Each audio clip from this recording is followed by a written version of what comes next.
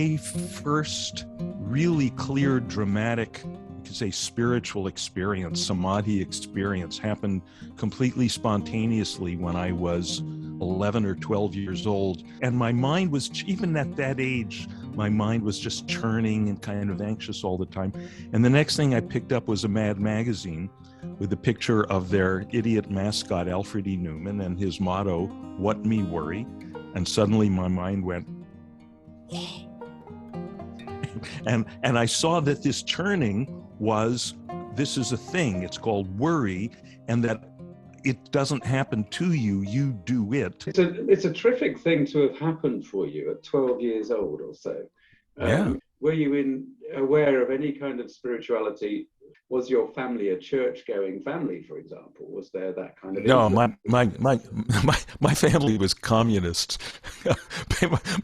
my family considered religion to be the opium of the people. But I was, even at that age, even by, the age of 5 or 6, I think most kids, if they got a certain kind of alertness, they ask the big questions. Where did everything come from? How did there get to be everything instead of nothing? And then, your parent or your teacher says, well, depending on who their orientation, they say, well, it all came from God, or they say, well, it all came from the Big Bang. And then, the really alert kids say, yeah, but where did the Big Bang come from? Or, well, where did God come from? And, at that point, usually the grown-up will change the subject, give you a juice box and try to distract you. But, some of us kept asking, and you were probably one of those children as well. That's why you're here doing this. I think I seem to remember having what I would call an unhealthy preoccupation and thinking about death. But that's... that'll do it too. I really got the message about death when I was 7 years old. I got, I am gonna die. This is not an abstraction. There's going to be, and I thought of it in terms of, I am going to be lying under 6 feet of earth, and people are going to be walking around above me who don't even know I'm there. The world is going to go on without me, and I was terrified. And I had many sleepless nights, and that also did help, motivate the quest, I would say. Yeah, so in fact, I guess that added to your state of worry with that kind of concept, because that's a huge concept to kind of get on board and feed your system with. Let me mention that in my previous book, this is called Fearless: Living Beyond Fear, Anxiety, Anger, and Addiction. We could have kept going. We ran out of room on the cover, but we could have said depression, loneliness, resentment, because it all comes from the same place. And I have a chapter in there on death, on the fear of death. It's called the Valley of the Shadow. And it's interesting that psalm that, is familiar, that language is familiar to a lot of people. It talks about, walking through though I walk through the valley of the shadow of death, I will fear no evil. Now, it's interesting that the problem, it's not the valley of death, it's the valley of the shadow of death. Right? The problem is not death. There is no experience that we can have called death. Right? Death is a concept that can only be entertained by people who are alive. Yes. Right? Yes. And it's entered, and it's getting lost in that concept and getting, having this, strong emotional reaction to it. That's the shadow of death. That's the psychological shadow that it casts over us. And getting clear, and what it actually does, what the fear of death does, and the spiritual traditions are often very clever in using that. The Christian monks would have what they call the memento mori, the skull that they kept on their desk as a reminder that you're going to die. There's a great book, The Crystal, and I forget, it's a book by Namkhai Norbu Rinpoche, great Tibetan teacher, and he talks about how he was in the last generation of lamas who had their whole education in Tibet before the Chinese invasion. And he joined the monastery when he was 10 years old, and the first thing they made him do was build a coffin and sleep in it every night. So the Tibetans are hardcore. So what this does is,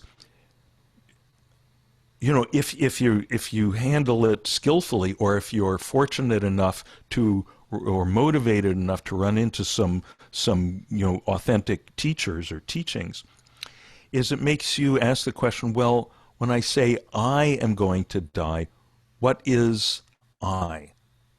What is I? Am I a name, Dean? Am I, usually if we think about it very carelessly, we identify with the body. But wait a minute, when I look down, I see this body, it's not the same one I saw 5 years ago, or really 5 seconds ago, if we look closely enough.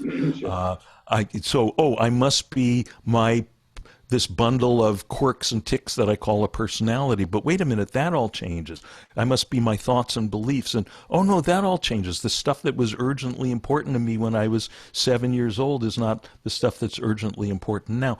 But if we look very closely, we see that all these changeable things are experienced by something that does not change, which is silent, invisible awareness. It's the depths of that ocean.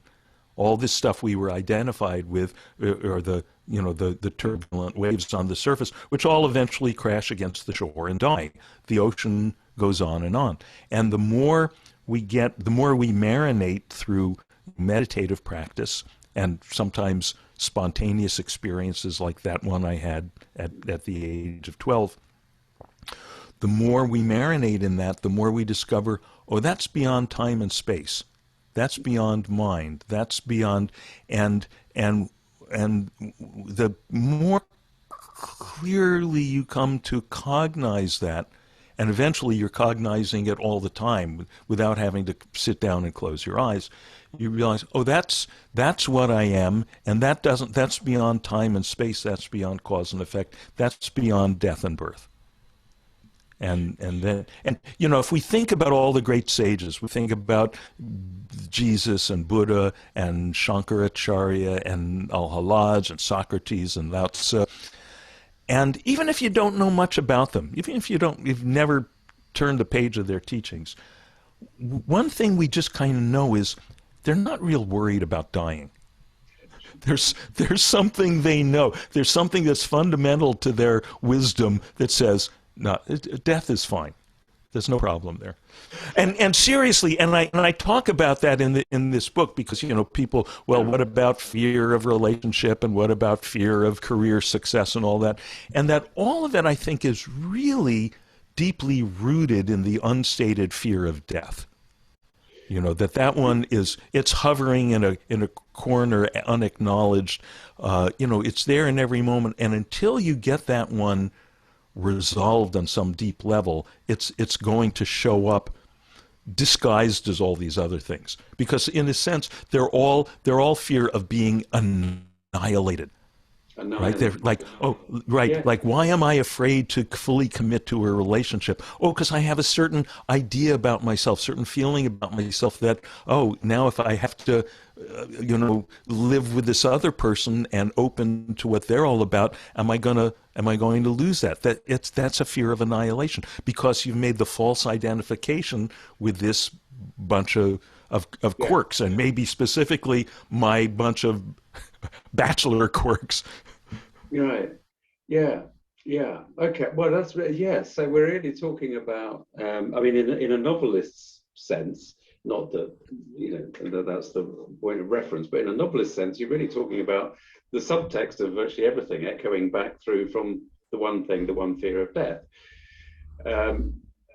It's the repeated themes of life, isn't it? So yeah. Mm-hmm. Okay. Just coming back to your. Sorry, I'm not being dismissive at all. There are several things going through my head at the same time, which is why I can't assemble a sentence.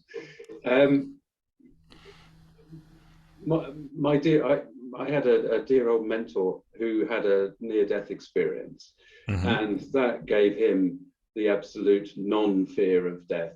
And Yes. he was very very commonly found saying, once you're not afraid of death, there's not much else, there's nothing else to be afraid of. Yeah. There's nothing there, which is What can they exactly do what to you you? just said. Yeah. What can they do to you? Yeah. What else you got?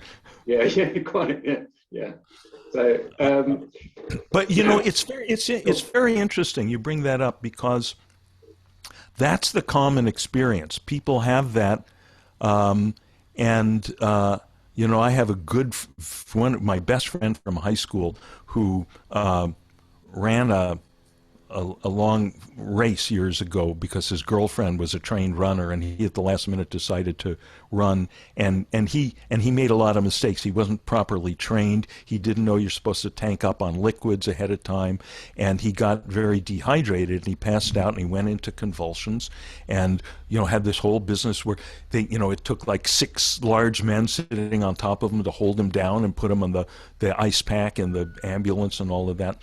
And he saw all this clearly, because at this point he was out of his body, hovering somewhere, and then as the whole classic thing, going into the light, this world melting away, and then at the last minute he came back. But the bottom line of all this, he said to me, Dean, he said, all the meditation we did, in an earlier part of our life, the psychedelic exploration we did, he said, all that was like a tiny puddle, and this was the ocean. He said, I will never, ever be afraid of death again. wow. But Right. now the interesting thing, and I talk about it in the Dharma Bums guide, is one exception to that, which is so puzzling, is Ernest Hemingway in A Farewell to Arms, which was based very closely on his experiences in the ambulance corps, working with the Italian army in the First World War, and he was hit by mortar fire, and he describes it beautifully. Only someone who'd had the experience could describe it that way, and the whole experience of going out and out of his body and like being in this wind blowing all the time. And people who've had out-of-body experiences may be familiar with this kind of this sort of blizzardy wind and going. And he said, and he says, and I knew it was a mistake to think you just died, right?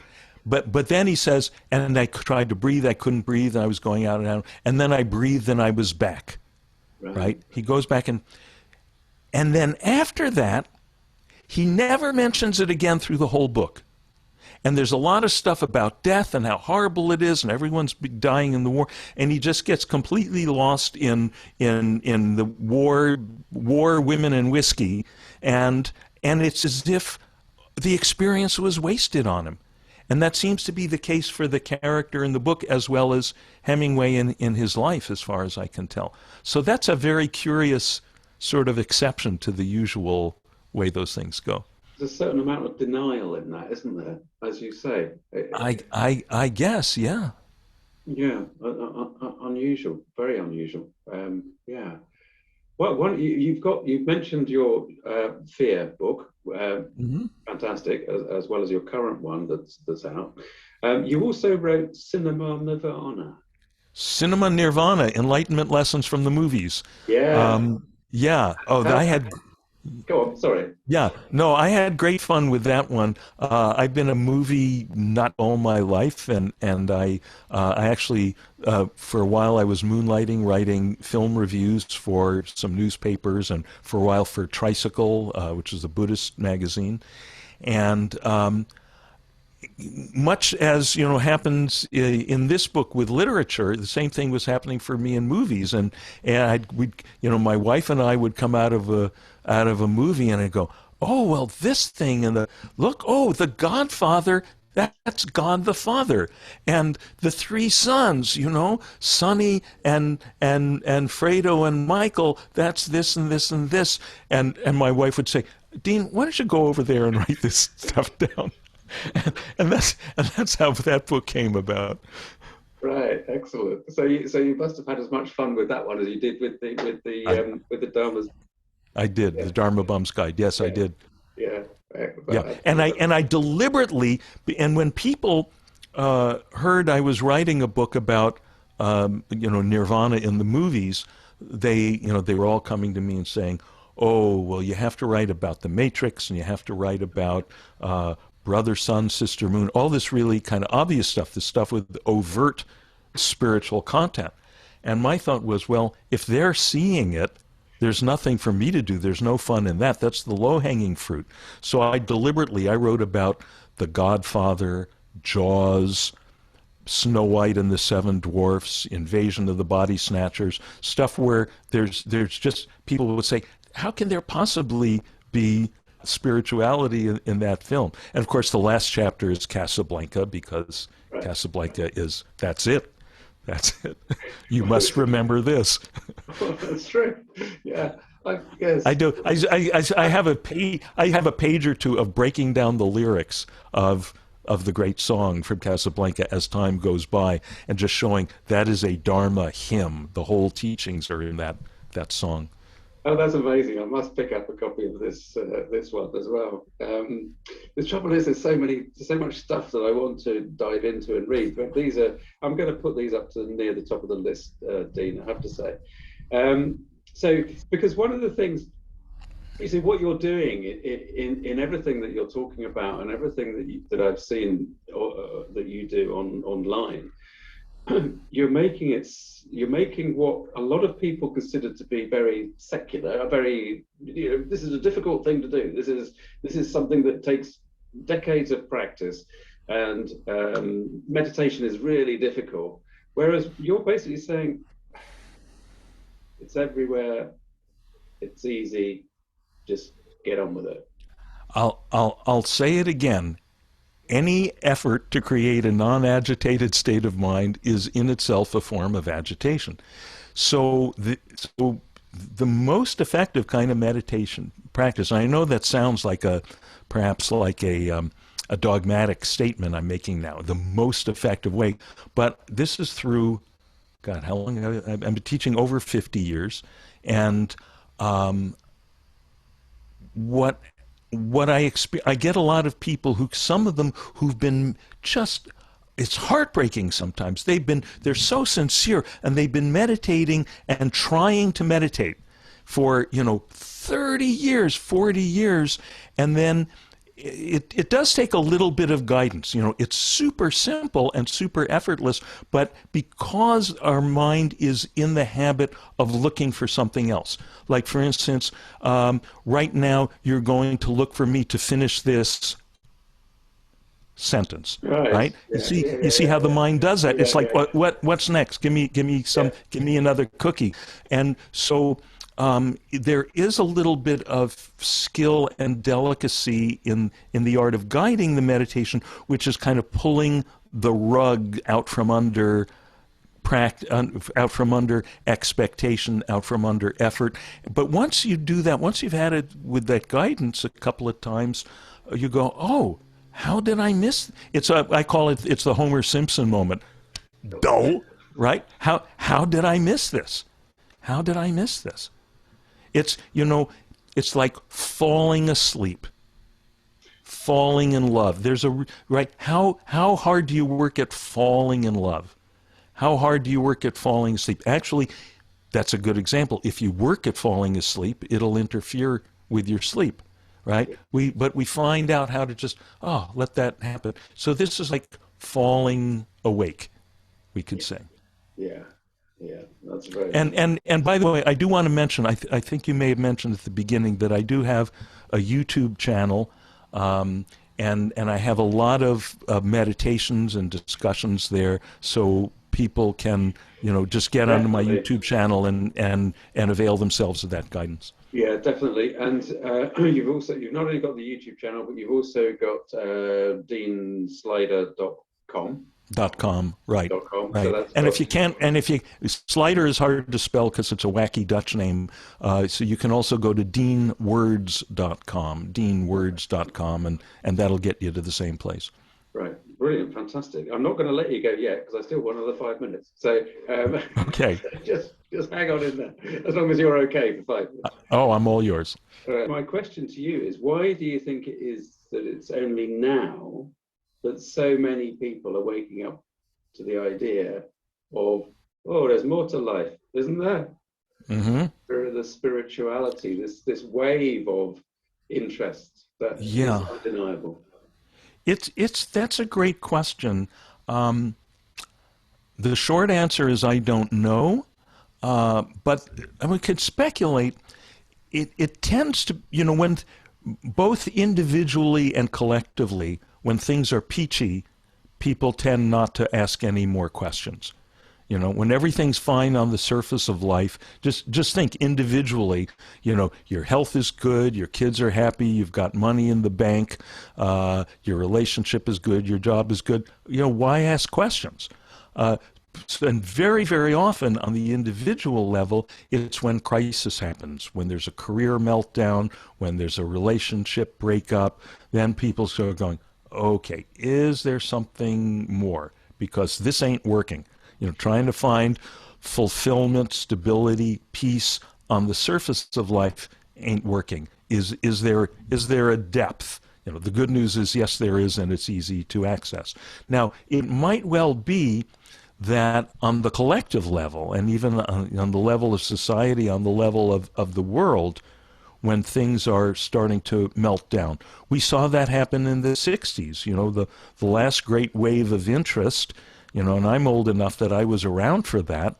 We were in the Vietnam War and the racial upheaval, everything, and also that coincided with the fact that the United States had opened up its immigration laws, so we had teachers coming from the East, and so there was a wave of interest there, and this is a time obviously of just a lot of chaos globally, so maybe it's motivating people to ask these questions. Yeah, I suppose also the 60s was a time where we were, well, the superpowers were locked in the Cold War, Bay of Pigs, the terror that was the idea that actually we were, as a species, about to annihilate. I grew up doing drop drills, right? Oh, really? 6, 7 years old, your teacher would be, and they always did it in the middle of a sentence. They'd always say, and so Thomas Jefferson made the Louisiana Purchase and drop. And then you were supposed to huddle under your desk like this with your hands over your head and hope that this wooden desk was going to protect you from the Russian, hydrogen bomb. Now, that's a pretty good way to stimulate a whole generation of kids to ask some questions. Yeah, that's exactly what I was thinking. I was thinking, well, that's where your whole death thing arose from, wasn't it? The whole conditioning of that, because that was duck and cover, wasn't it? That was his nickname, was the duck and cover thing. Yeah, some places they called it duck and cover. Where I was growing up, they just called it drop. It was called a drop drill. Yeah. I would like to finish on a more positive note. Yes, please. And going back into that. One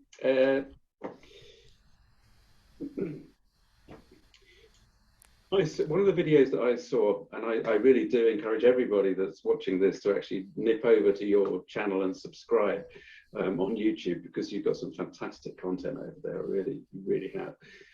I'll be going back to that. But one of the videos that I saw was you discussing the oneness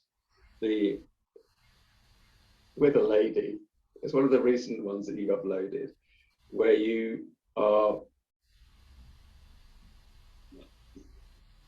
deep.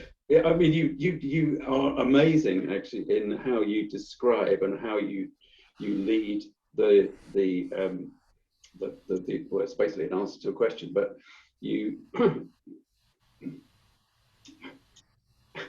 clearly, I'm in admiration of your use of the English language because I can't get a word out. But the point was that it was like, it was just so beautiful the way that you were describing the concept of the fact that there is nothing but now, us, unified consciousness. Well, let me say this in case it's helpful. There are a lot of lovely teachers around, and for a while I practiced a martial art called Aikido, and And one very valuable thing I learned from my Aikido teacher was to find out what are your particular resources. What do you, for instance, I was not very strong, I was not quick, I was not good at learning sequences of movements, but I happen to have abnormally long arms. Right? So I was very good at something in Aikido they call extension, using the length of the arm to establish this distance between you and the other person, the person you're practicing with, and then moving around that. So in the same way as there are a lot of lovely teachers who are not necessarily verbally adroit in speaking and particularly in writing. If you've had the good fortune of being around the Dalai Lama, it's like you're with him and you go, oh, that's just, there it is. He doesn't have to say anything. That presence, what in India they call the darshan, just that presence. Oh, there it is. There's that boundless silence. There's that, oh yeah, that somehow that infinite okayness of life. It's just sort of obvious, right? I have never been able to make it past about 2 chapters of any of the Dalai Lama's books. Right. They're just in my experience, they're just flat. There's just nothing going on there. It doesn't translate into words. Now, I don't necessarily have that kind of presence that he does, but I've always, since I was a little kid, I was always very good with words, and so I that's my long arms, so I use that. Fantastic. So the very last question is, what piece of your book, which I will try again, Mm-hmm. the Dharma Bums Guide to Classic Western classic to Western literature. Here's the visual: the Dharma Bums Guide to Western Literature, and then the subtitle: Finding Nirvana in the Classics. Fantastic. There you go. What's your favorite bit? Your personal favorite bit of your own book? Oh man, that's really hard to say. I had so much fun with so much of it. I was struck in making the audiobook, and I said to my wife when I came out of the little recording booth and I had just finished doing the Emily Dickinson chapter, and I went, that's really good. That may be my best here. And she's easy. She writes these little like 2-line or 4-line zingers, like I cling to nothing. No. I cling to nowhere till I fall, the crash of nothing, yet of all. Yeah. There it is in 2 lines. And in the plainest, simplest, most straightforward Anglo-Saxon language, there's that, and without her, being tainted by reading, unlike you and me, she's not burdened by having read all these Eastern texts, so she can express it in this very raw, straightforward way. And just sitting, in her 2nd floor bedroom in her parents' house in Amherst, where she lived and died in Amherst, Massachusetts, and somehow seeing this stuff with such depth. Another one of hers is, not revelation 'tis that waits, but our unfurnished eyes. Right? We're all looking for the revelation. We're all, if I meditate, if I do this thing, if I hold my dowsing stick this way, there's some content, some message I'm going to get, some content is going to show up on the screen of my awareness. And she's saying, no, it's the screen itself. When it's unfurnished, that awareness itself is boundless. Settle back into that. Yeah, beautiful. Good man. Thank you very much for that. Thank you. It's been an absolute pleasure. I knew it would be. One day when you've finished all your publicity tour from your own house, Right. Maybe you could come back again and talk to us some more. But but thank you so Yeah, much. that would be a pleasure. I've really had a lovely time. That's great. Thank you, Dean.